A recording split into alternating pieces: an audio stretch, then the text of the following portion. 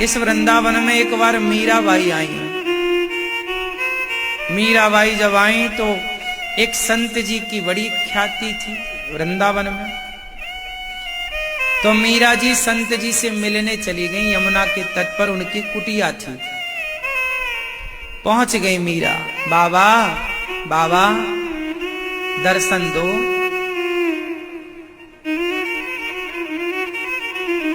तो बाबा के शिष्यों ने कहा, बाबा मीराबाई आई है आपसे मिलने। तो वो साधु बोले कि मैं किसी महिला से नहीं मिलता, मैं ब्रह्मचारी साधु हूं, मैं किसी स्त्री का दर्शन नहीं करता, मैं पुरुष हूं, वो स्त्री। चेलों ने आकर बताया बाहर कुटिया पर। और कुटिया में अंदर बाबा थे, बाहर मीरा थी। अंदर की आवाज मीरा सुन रही थी बाबा की, साधु की, और मीरा की आवाज साधु सुन रहे थे। तो चेले ने आकर बोला कि हमारे गुरुजी, हमारे साधु जी किसी महिला से नहीं मिलते, वो महिलाओं से नहीं मिलते।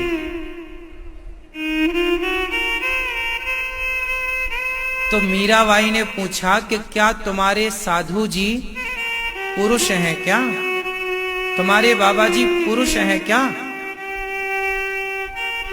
आवाज तो मीरा की जा ही रही थी। चेला ने जाके फिर गुरुजी से पूछा कि मीरा पूछ रही है कि क्या आप पुरुष हैं?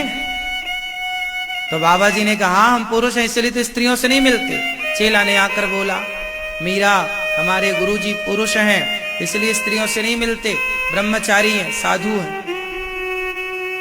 मीरा जोर जोर से हंसने लग गई। वाह रे बाबा, मैंने तो सुना था कि इस वृंदावन में एक ही पुरुष रहता है जिसका नाम कृष्ण है, तो दूसरा पुरुष कब से आ गया रे इस वृंदावन में?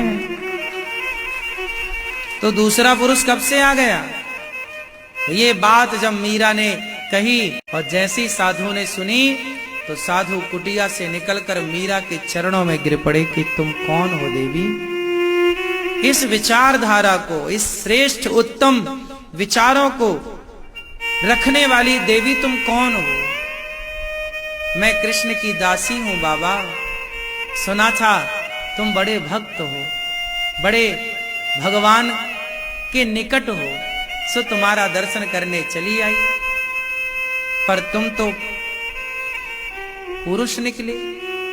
मैं तो कृष्ण की गोपी से मिलने आई थी। इस धाम में तो जितने साधु हैं, जितने भक्त हैं, ये सब कृष्ण की दासी हैं। और दास दासी भी गोपी भाव की दासी। अब वो साधु अभिमान शून्य हो गए और वो भी भगवान के प्रेम में गोपियों की तरह भाव रखते। कभी फिर उन्होंने पुरुष का भाव नहीं रखा। गोपियां कौन हैं? जिन्हें खुद का ज्ञान नहीं, खुद का अस्तित्व मिटा चुकी हैं। उन्हें बस एक स्मरण है, कृष्ण। जब तक मैं हूं तब तक भगवान नहीं, और जब भगवान का ज्ञान हो जाएगा तो फिर मुझे मेरे ज्ञान की जरूरत ही नहीं है।